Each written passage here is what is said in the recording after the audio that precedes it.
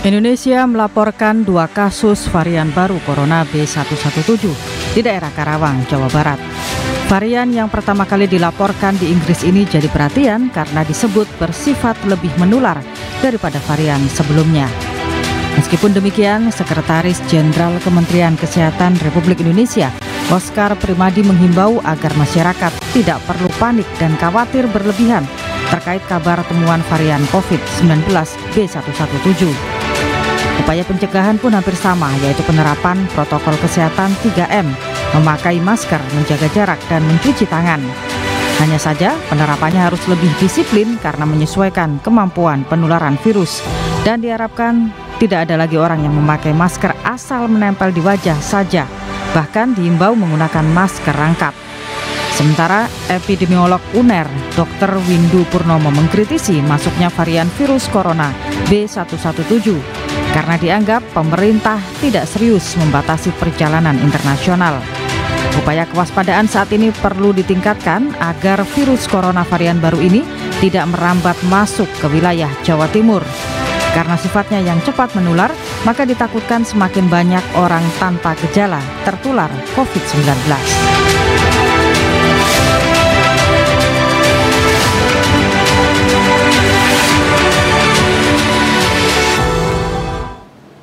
Selamat sore pemirsa, mudah-mudahan semua dalam kondisi sehat walafiat dan jangan lupa tetap menerapkan protokol kesehatan secara maksimal, menggunakan masker, mencuci tangan dan pastinya menjaga jarak. Karena memang saat ini pemerintah sedang gencar-gencarnya memberikan vaksin hampir ke seluruh lapisan yang ada di masyarakat Indonesia.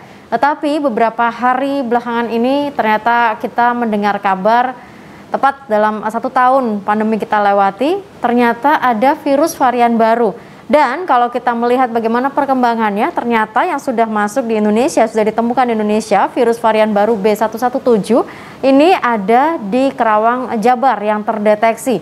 Kita coba ngobrol sore hari ini pemirsa, sekaligus mengetahui seperti apa sebenarnya virus varian baru ini, benarkah kita tidak perlu panik dan bagaimana dengan protokol kesehatan yang harus kita terapkan untuk bisa melewati pandemi ini dengan maksimal. Saya menyapa terlebih dahulu di line Zoom, ada pakar Biomolecular Engineering dari Universitas Airlangga, Ibu Profesor Dr. Ni Nyoman Tripuspaningsih. Bu Nyoman, selamat sore.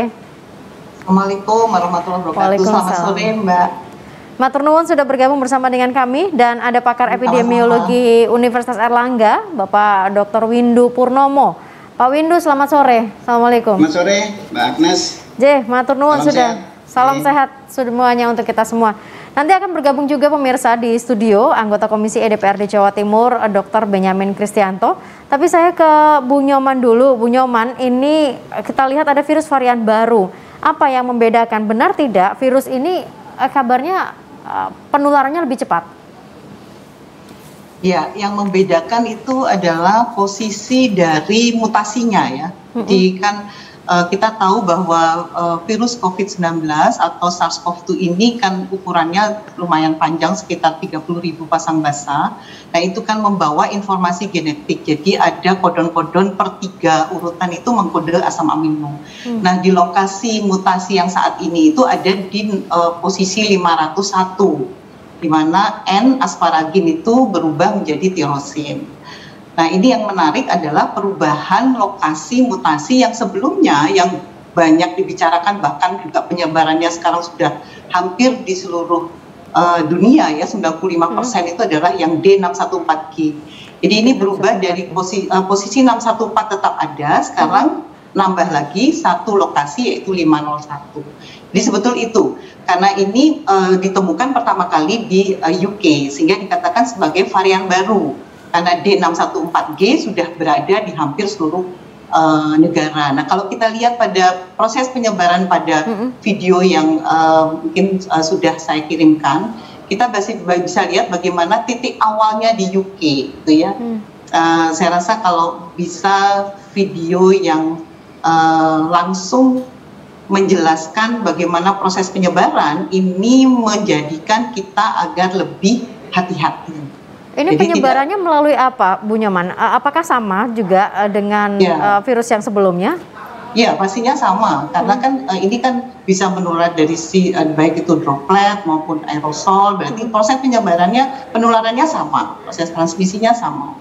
Hanya bagaimana D614G dan N yang terbaru di UK ini, B117 ini, apakah sama tingkat infectivity-nya gitu, punya persentase yang sama. Ini perlu diperhatikan bahwa varian baru N501Y ini kalau kita lihat itu sebetulnya masih bersama-sama dengan D614G. Jadi kalau saya gitu ya boleh berasumsi gitu bahwasanya ini D ini pemicu gitu. Jadi kalau mungkin ini tadi videonya saya rasa terlihat di layar ya, di layar sebelahnya Mbak Agnes. Yang menarik ini yang D614G. Mungkin saya tadi sudah menyiapkan slide kalau bisa ditayangkan. Ini menurut pendapat saya gitu ya, sebagai salah satu peneliti di bidang biomolekul, D ini pemicu untuk terjadi mutasi di tempat yang lain. Kenapa? Itu kalau dilihat di slide mungkin bisa ya ditayangkan slide-nya. Bu ini Nyoman, karena ada gerakan-gerakan, kalau saya mungkin tangan saya seperti ini ya. Spike itu kan dia 3 molekul. Jadi kalau kita lihat misalnya seperti ini, nah dia lebih terbuka. Ya, nah itu ada mungkin di slide saya. Nah ini tayangan yang saya lihat. Nah itu mungkin Mbak Agnes bisa lihat juga Pak Windu, ada lingkaran di situ, itu menunjukkan mutasi pada D614G awal Maret kita sudah mengalami itu di Surabaya. Yang itu adalah mutan varian baru ditemukan saat itu di Eropa. Nah sekarang karena adanya mutasi itu mungkin bisa diklik ya biar dia bisa terbuka itu. Nah pada mutasi tersebut itu ada pergerakan kalau kita lihat. Jadi pergerakannya di sebelah kanan dan kiri itu dia lebih terbuka. Sebetulnya itu adalah animasi ya yang ada di situ, tapi nggak ada gerakan mungkin di layar nih. Nah jadi itu bisa terbuka, tertutup. Pada posisi dia tidak termutasi, dia tertutup spike-nya. Nah begitu ada mutasi dia terbuka. Jadi kalau ini gambar ini itu begini, lebih terbuka. Nah kalau dia lebih terbuka maka dia bisa lebih menempel pada H2 itu lebih mudah. Karena ada rongga di sini. Nah, rongga ini yang kemudian dia akan masuk lebih cepat. Nah ini yang memicu Mbak Agnes kalau ini asumsi yang saya analisis lakukan gitu. Karena D ini kunci utama adalah D614G. Jadi mutasi dari D aspartat ke glisin. Itu Mbak Agnes. Baik.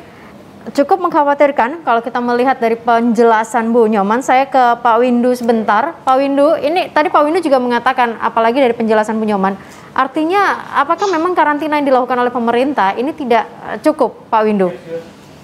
Ya, tadi yang Karawang itu hanya masih 2 dari Karawang ya, tapi sudah tambah loh kemarin Kementerian Kesehatan ya melalui jubir Bu Nadia ya. Itu menyampaikan bahwa ditemukan lagi ada 4 orang lagi dengan virus varian baru ini berarti ya? Ini ya, yaitu dari Palembang, kemudian Balikpapan, Medan, dan satu lagi di Kalimantan Selatan yang tidak disebutkan kotanya. Nah, jadi artinya sudah mulai menyebar nih, ya kan? Dan kita tidak tahu ini apakah kedatangan, artinya mereka ini memang juga sama-sama pekerja migran kah, seperti yang di 2 orang di Karawang, atau mereka ini berhasil ketularan secara lokal ya, jadi transmisi lokal. Ini yang lebih berbahaya lagi kalau sudah transmisi lokal. Berarti Pak Windu, sebentar, saya hold di situ sebentar ya Pak Windu ya, karena saya harus jeda iklan terlebih dahulu. Saya hold bahwa ini ada tambahan bukan hanya dari Karawang, sudah ada penyebaran baru, tapi nanti kita bahas lebih lanjut. Saya masih kembali ke Pak Windu setelah jeda pariwara berikut ini.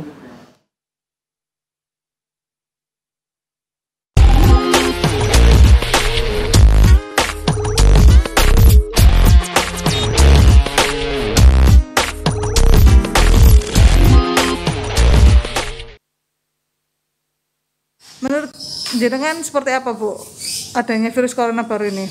Ya kan hampir sama dengan corona. Ya kayak gitu. Panik atau lebih waspada nggak dengan adanya mutasi virus ini? Panik enggak, cuma ya lebih waspada karena sama-sama virusnya juga. Jadi ya lebih tetap jaga jarak, cuci tangan lebih sering, terus jaga jarak, jarang-jarang keluar juga sih. Ya mau ada yang baru, mau ada yang lama, tetap harus social distancing, protokol kesehatan, jangan cuma ngomong tok. Lebih takut, lebih waspada nggak Mbak dengan adanya virus yang lebih menular ini? Ya lebih waspada, tapi ya mau gimana lagi. Kemarin baru ditemukan kalau ada mutasi baru tipenya B117 dari Inggris British. Takut nggak Mbak Mas dengan adanya B117 itu? Kalau untuk sekarang sih takutnya nggak begitu ini ya, waspada aja dengan virus corona baru.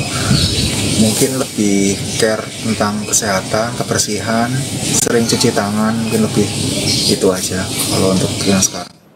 Ya, setidaknya masyarakat waspada dan tetap menerapkan protokol kesehatan. Saya mau kembali ke Pak Windu, tapi saya menyapa dulu karena baru saja hadir dan bergabung bersama saya di studio JTV. Selamat datang anggota Komisi E DPRD Jawa Timur, Dr. Benyamin Kristianto. Dok, apa kabar? Selamat sore. Baik, Mbak Anas. Terima kasih sudah bergabung, sudah hadir. Pemirsa JTV. Baik. Saya langsung ke Pak Windu. Pak Windu, ini tadi Pak Windu sudah menyampaikan beberapa lokasi. Adakah kemungkinan B117 ini masuk ke Jawa Timur? Saya seperti dejavu ketika pemerintah mengatakan tidak perlu panik dengan kondisi setahun lalu. Ya, kalau panik memang nggak usah panik ya. Karena cara penularannya kan sama, tapi dia hanya lebih menular, kan begitu ya. Dan itu seperti yang dikatakan oleh Prof. Nyoman tadi, kenapa dia bisa lebih menular, kan gitu ya. Tetapi panik nggak usah, karena apa? Caranya sama. Jadi artinya kalau kita memang betul-betul serius ya mau menangani pandemi, apalagi ketika sudah masuk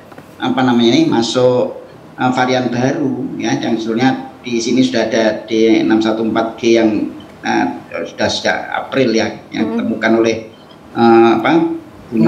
Prof. Nyoman dan banyak peneliti di Indonesia ya. Jadi yang penting adalah 3M itu 100%. Yang sekarang kita makin menurun ya. Kita tinggal dalam survei terakhir tinggal 34% yang mau jaga jarak, ya, yang jaga jarak aman, dan yang pakai masker tinggal sekitar 50% saja. Bayangkan yang lain sudah lepas-lepasan sudah. Nah, itu kalau masih tetap dilakukan, padahal ada varian baru yang lebih menular ini, tentu kita pandemi kita akan makin tidak terkendali.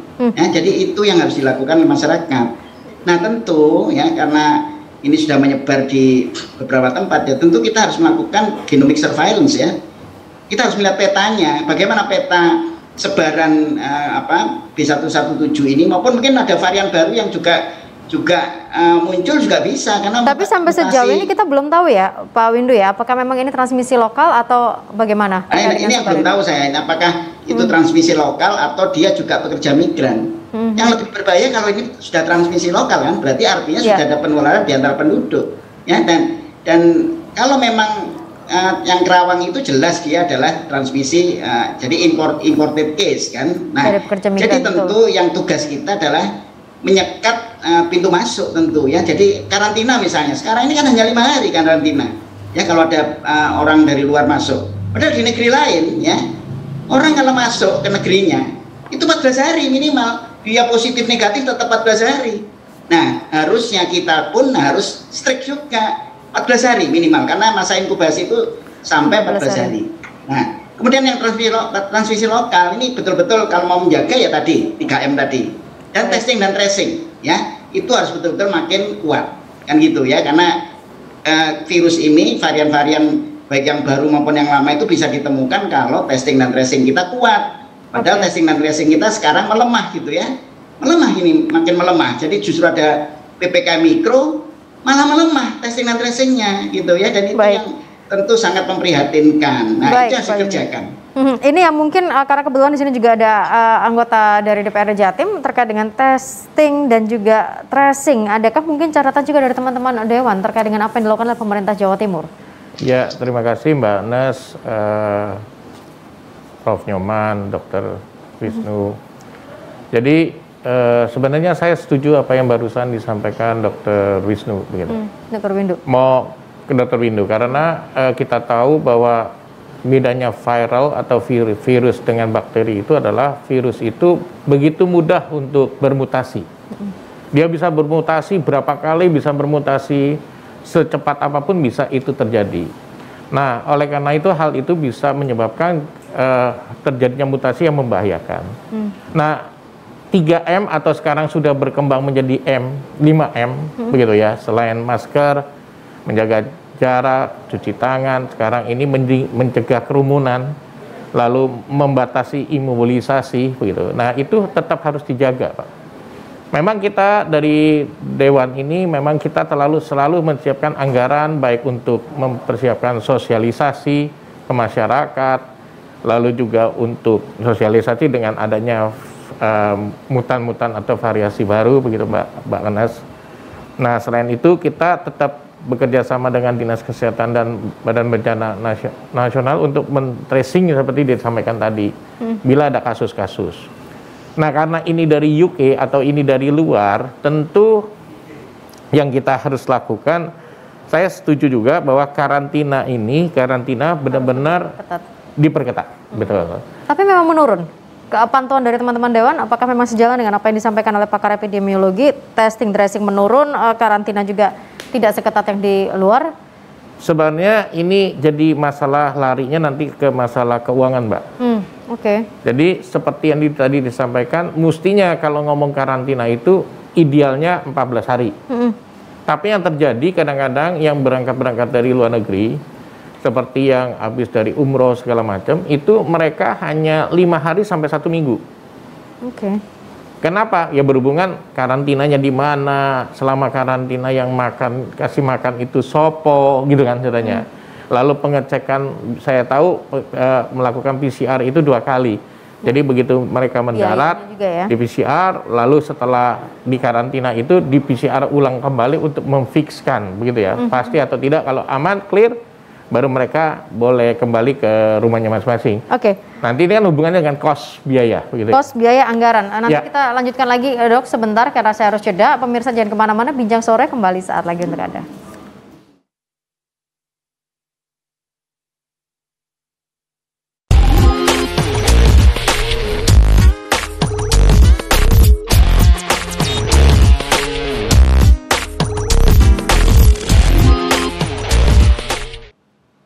Ya, varian baru memang dikatakan menular, tapi nanti kita akan bahas bagaimana efeknya dibandingkan dengan virus yang sudah ada di negara Indonesia ini dari sejak Maret atau April tahun 2020.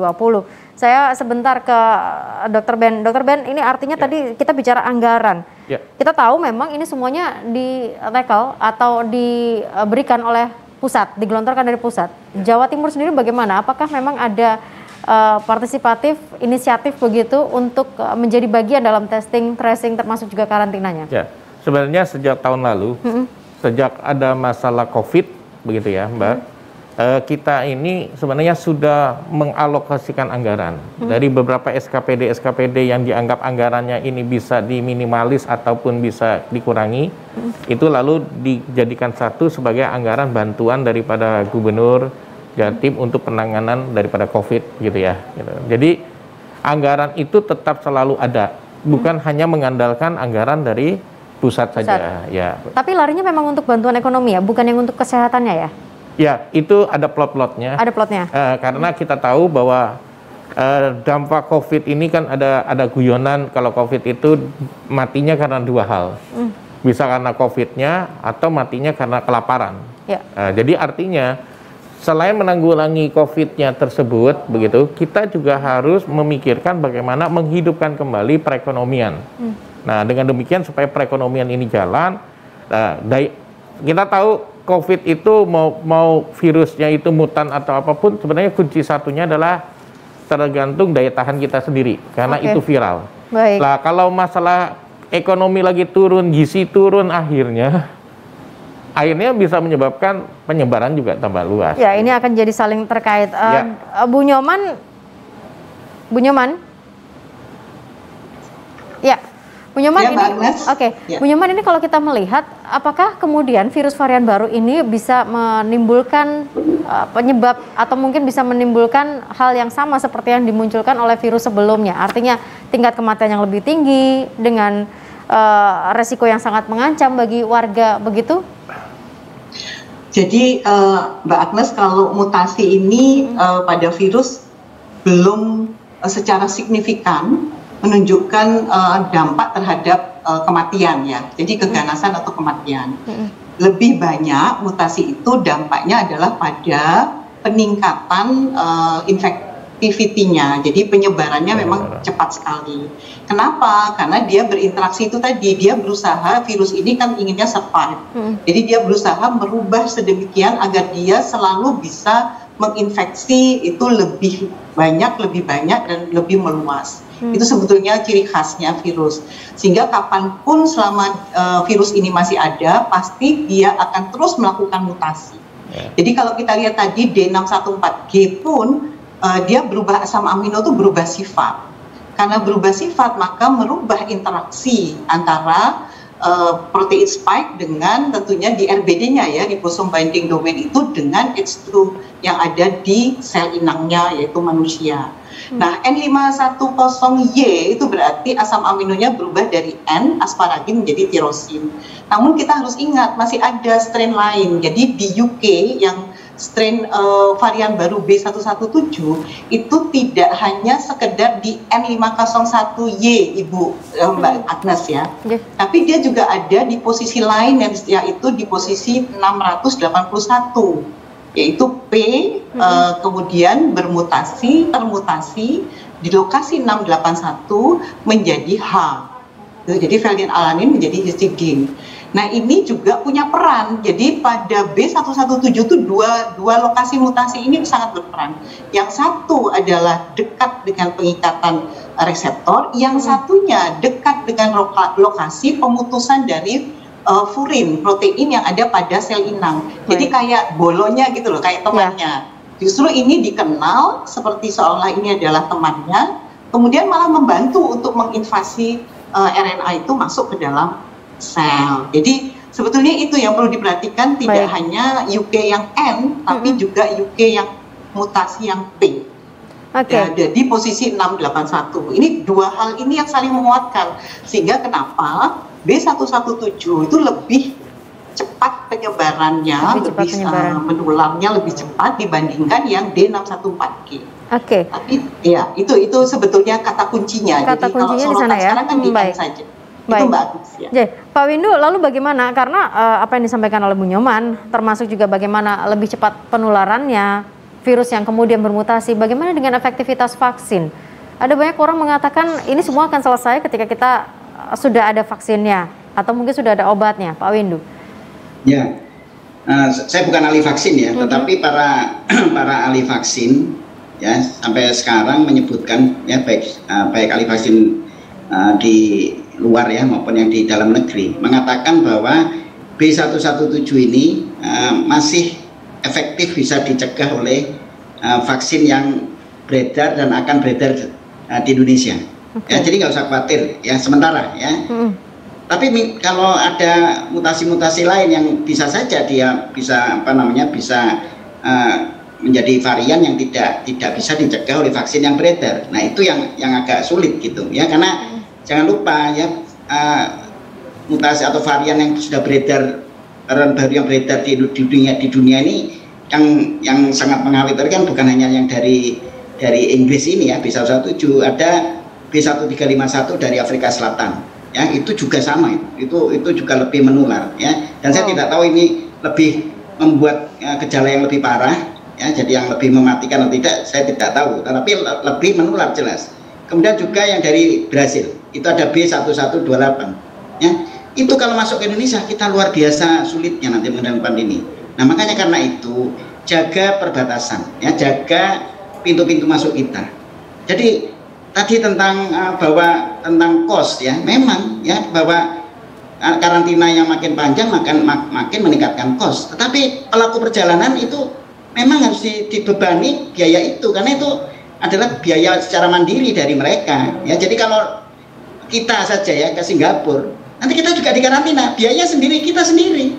Ya, jadi testingnya juga kita sendiri, bukan kemudian pemerintah Singapura sebagai tanggung jawab dari pelaku perjalanan berarti ya, Pak Windu. Pelaku perjalanan harus dibiayai sendiri, baik mulai karantinanya 14 hari ya di hotel tertentu atau di tempat karantina tertentu ya kan, kemudian kemudian testing yang mereka lakukan. Nah, tapi tracingnya itu kita, ya tetap harus ada tracing. Pak Windu, mereka yang masuk harus ada trace gitu. Pak Windu, ini tadi Pak Windu menarik mengatakan ada banyak nama-nama mutasi begitu ya, B117, terus beberapa tadi sempat Pak Windu sebutkan, mungkin saya tidak bisa menyebutkan kembali.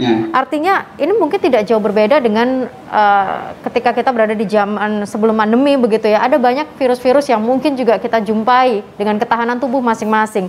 Lalu apa sebenarnya yang harus dikhawatirkan oleh masyarakat dengan atau dalam masa pandemi seperti ini, Pak Windu, dengan virus-virus yang bermutasi tadi? Jadi prinsipnya begini kan cara penularannya sama ya, belum berbeda gitu, masih tetap droplet ya, dan sebagian secara aerosol apalagi di tempat-tempat tertutup.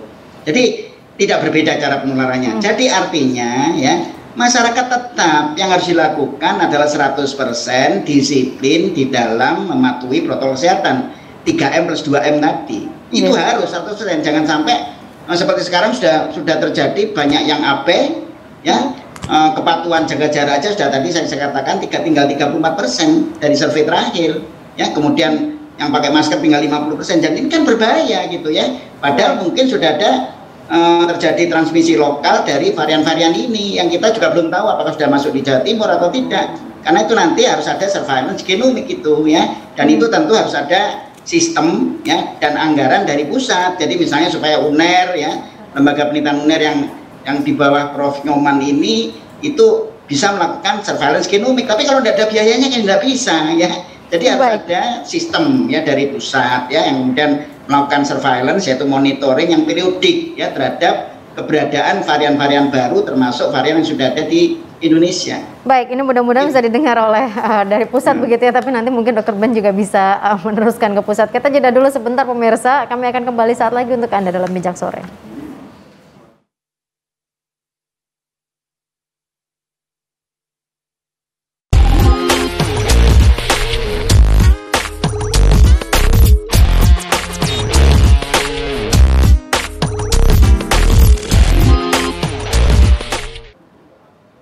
Ya, sebelum saya ke Dr. Ben bicara tentang anggaran lagi-lagi dan juga mungkin tentang efektivitas perda ketertiban yang beberapa waktu lalu juga pernah digagas juga oleh teman-teman dari DPRD Jawa Timur. Saya ke Bu Nyoman. Bu Nyoman, ini kalau kita bicara tentang mutasi virus, bagaimana vaksin kemudian bisa menghentikan mutasi tersebut, atau gimana ya kita bicaranya dalam bahasa dari pakar biomolekul engineering? Ya, jadi kan sebetulnya kalau vaksin ini kan lebih pada pencegahan, gitu G. Jadi kan kalau orang sudah terinfeksi berarti kan perlu pengobatan. Jadi obat dan satunya lagi vaksin itu punya peran yang masing-masing, dan ini ada di bagian yang sangat penting. Yang satu, vaksin itu pasti di garda depan karena pencegahan, jadi lebih baik mencegah daripada mengobati, istilahnya begitu kalau Dr. Windu ya. Nah, sementara yang obat itu adalah mengobati yang sudah terinfeksi. Jadi vaksin ini artinya karena pencegahan yang menjadi sangat penting. Nah, untuk mutasi-mutasi yang ada sampai dengan hari ini, kalau kita lihat memang lokasinya itu saling berdekatan, Mbak. Kita bisa lihat aja angkanya 501 misalnya yang Inggris. Kemudian yang tadi sampaikan Dr. Windu, yang South Afrika, Afrika Selatan itu di posisi 484. Jadi masih di wilayah-wilayah yang dekat, dan yang termutasi ini adalah bagian benang-benang atau loopnya.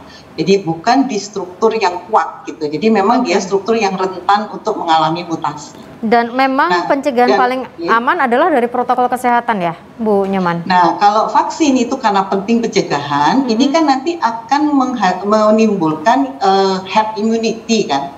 Kalau misalnya masyarakat kemudian sudah mendapatkan vaksinasi secara lebih meluas, tentu vaksin virus itu walaupun dia termutasi, kalau posisi mutasinya masih pada benang-benang yang memang rentan untuk wilayah itu, insya Allah masih bisa, seperti tadi sampaikan Dr. Windu, vaksin ini masih punya nilai manfaat yang sangat besar.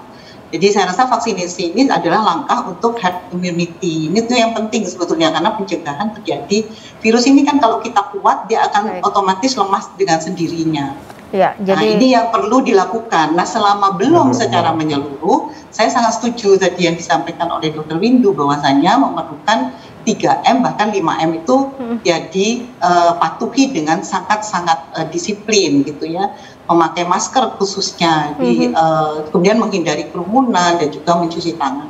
Itu yang menjadi sangat penting. Walaupun sudah divaksinasi, tetap menjaga hal-hal tersebut karena kan belum terjadi herd immunity di masyarakat kita. Itu yang harus diutamakan. Nah, kalau dari DPRD sendiri bagaimana ini? Karena beberapa waktu lalu juga sempat ada perda ketertiban begitu ya, Tan Tribun kalau nggak salah, terkait dengan protokol kesehatan, termasuk juga lagi-lagi kita mau bicara anggaran. Ya, jadi kalau tidak salah itu kalau dari pusat, Mbak, itu sekitar 617-an atau 619 triliun dinaikkan menjadi 627 triliunan. Itu anggaran pusat, sedangkan dari Jawa Timurnya sendiri itu anggarannya sekitar 32. Jadi 32,8 triliun gitu ya. Jadi anggaran pusat dan anggaran Jawa Timur kita punya begitu ya. Nah, soal perda yang tadi pembatasan, betul. Sebenarnya tadi yang disebutkan tadi 3M menjadi 5M. 2M itu kan sebenarnya adalah membatasi kerumunan. Dan 1M lagi membatasi imobilisasi selain 3 yang biasa kita lakukan sendiri, yaitu masker, cuci tangan, dan social distancing. Jadi perda itu berharap kerumunan-kerumunan itu dihindari, dicegah. Dan perda itu juga mengharap kita tidak terlalu leluasa gitu ya. Jadi kita tahu kalau dulu Alfamart, Indomaret 24 jam, sekarang dibatasi umumnya gitu. Mall-mall yang sekian jam dibatasi. Nah, ada keringanan kalau nggak salah dari jam 8 menjadi jam 9 umumnya. Ini sebenarnya pemandangan-pemandangan dari membatasi juga tadi yang saya bilang, faktor ekonomi.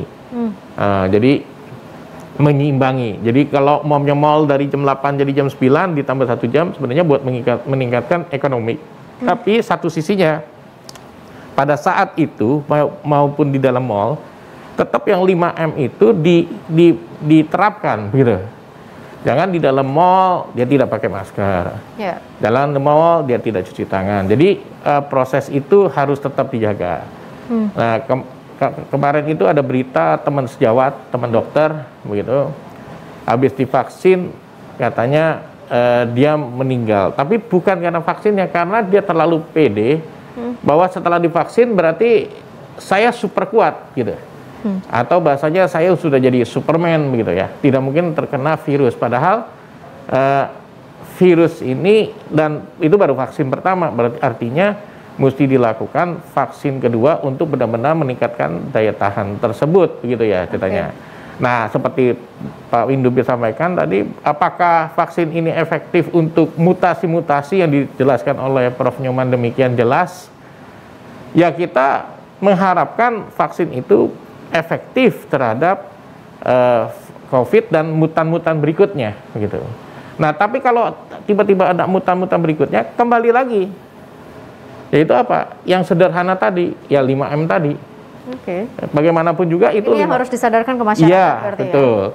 Jadi vaksin perlu atau tidak perlu? Sangat perlu, begitu ya. Tapi bukan berarti ini menjadi orang menjadi kebal secara otomatis, begitu. Betul, butuh daya tahan dia, butuh segala macam untuk membentuk imun, begitu ya. Tapi ngomong-ngomong, kalau terkait dengan fasilitas layanan kesehatan di Jawa Timur sendiri bagaimana? Ketersediaan bed atau ruang isolasi dan segala macam yang terkait dengan COVID gimana? Apa masih terbatas atau mungkin sudah ada penambahan?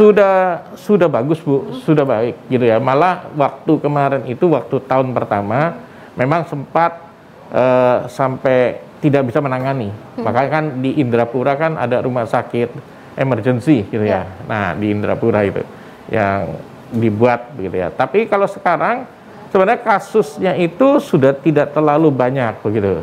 Kasus tidak terlalu banyak? Ya, jadi kalau saya lihat itu sekarang ini mereka seperti Prof. Nyoman tadi sampaikan, makanya fatality atau kematian itu atau mortality itu tidak terlalu tinggi dengan mutan ini. Tapi penularan atau infeksiusnya itu cukup tinggi dengan perubahan daripada yang sudah diserahkan oleh Prof. Nyoman umpamanya dari. Artinya ini berarti lebih banyak yang kemudian mengisolasi mandiri daripada yang menggunakan fasilitas layanan kesehatan. Ya, betul, maksud saya begitu. Ya. Termasuk ventilator juga ketersediaannya masih cukup aman, begitu ya. ventilator itu kan digunakan pada terminal state, Mbak. Ya, betul. Nah, jadi artinya kalau umpamanya saya di PCR menghasilkan positif gitu, maka kalau saya tidak ada gejala apa kan isolasi mandiri dulu, Mbak. Oke. Bukan langsung masuk ke rumah sakit, isolasi mandiri gitu. Diisolasi diri selama seminggu atau 2 minggu, dia istirahat, lalu habis itu di PCR ulang. Oke. Kalau PCR ulangnya negatif berarti kan dia clear gitu kan.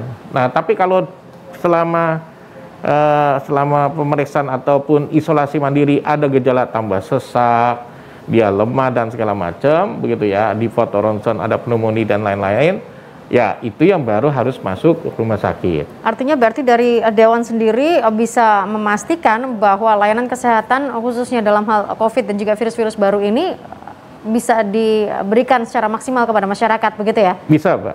Selama kita hearing dengan dinas kesehatan maupun rumah sakit, kami cukup siap gitu ya, cukup untuk menangani itu. Baik, saya ke Dr. Windu mungkin 3 menit ya sebelum azan maghrib ya. Dr. Windu, ini apakah kalau dari obrolan dengan Dr. Windu berarti apakah memang harus ditutup? Kita dulu mengenal istilah lockdown, tapi sepertinya sudah tidak mungkin. Kita mengenal istilah pembatasan mikro sekarang. Iya, lockdown itu hanya salah satu opsi ya, bisa dipilih bisa tidak.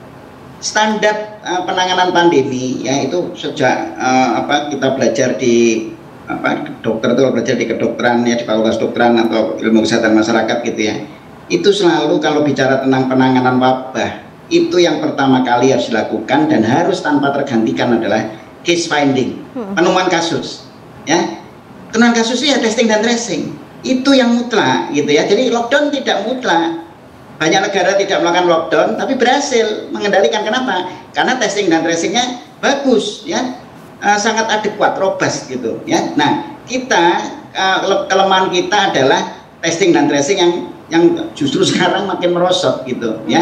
Nah, itu harus dikembalikan ya. Jadi yang kedua adalah masyarakat tadi ya tetap harus di bawah kontrol pemerintah juga, bersama-sama dengan masyarakat secara umum. Pemberdayaan masyarakat ya merupakan gerakan masyarakat yang melalui PPKM mikro yang di tingkat bawah ya, dari tingkat bawah harus saling betul-betul mengingatkan untuk tetap disiplin protokol kesehatan. Itu yang harus dilakukan gitu ya. Kalau soal soal lockdown itu bisa dipilih bisa tidak ya. Kalau sekarang mungkin lockdown ya kita mungkin bukan pilihan ya, karena sekali lagi seperti yang dikatakan dokter tadi ya, yaitu bahwa kita ini kan sudah banyak yang menjerit ini karena soal ekonomi. Betul. Ya kan. Nah, bukan pilihannya bukan itu, tetapi pilihan yang paling utama adalah protokol kesehatan 100%, testing dan tracing yang sangat masif. Itu yang harus dilakukan, Mbak. Nah, ini Dr. Ben menerima dari apa yang disampaikan oleh Dr. Windu, testing tracing ini bisa tidak Dewan ini membantu mengawal supaya ini ditingkatkan lagi? Loh, semua itu kan tetap dilaksanakan, Mbak. Jadi begitu ada suatu case atau kasus, secara otomatis mereka harus Vaskes atau fasilitas itu harus melapor pada dinas kesehatan. Dinas kesehatan dengan BPD itu akan bekerja sama untuk melakukan tracing tersebut, begitu. Umumnya ini di daerah mana, begitu ya. Nah, dilakukan tracing, pasien X ataupun orang X ini di mana, begitu ya. Nah, itu tetap berjalan, Mbak, begitu maksudnya. Cuman yang harus dilakukan adalah memotivasi. Jadi gini ya, biasalah kalau umpamanya suatu hal baru tentu semangat kita masih tinggi, gitu ya. Begitu udah melewati jeda 1 tahun ini, kadang-kadang segala sesuatu itu ada mulai titik jenuh. Tingkat kejenuhan dan kebosanan. Ya, titik jenuh ini yang menyebabkan terjadi penurunan. Tapi ini urusannya sama nyawa dong. Ya, dan itu yang tadi saya sampaikan ya, seperti disampaikan Dr. Windu tadi, pakai masker aja sekarang udah 50%. Ya. Umpamanya begitu. Jaga jarak juga 37% ya. Betul. Jadi budaya itu harus tetap dijalankan. Lalu dinas kesehatan dengan BPD ini harus tetap melakukan tracing tersebut, begitu ya. Baik. Karena kita anggaran kita tidak putuskan, malah dari pusat anggaran dinaikkan, begitu menurut saya. Nah, jadi soal anggaran untuk melakukan hal tersebut tetap ada. Baik, Dok, kita jeda dulu sebentar, Dr. Windu dan juga Prof. Nyoman. Kita akan kembali karena saat ini kita bersama-sama untuk wilayah Kota Surabaya dan sekitarnya untuk mengikuti azan maghrib.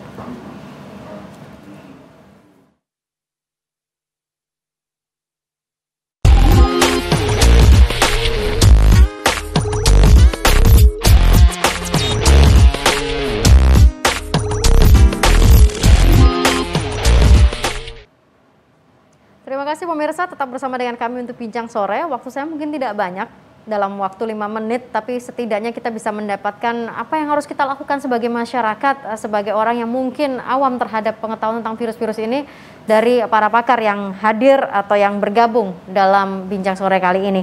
Saya ke Prof. Nyoman terlebih dahulu, ke Dr. Windu nanti ditutup oleh Dr. Ben sebagai anggota DPRD Jawa Timur. Prof. Nyoman, ini artinya dengan mutasi-mutasi yang mungkin terjadi, apa yang harus dilakukan oleh masyarakat, terkhusus pemerintah, untuk mencegah virus ini tidak lagi menyebar lebih luas?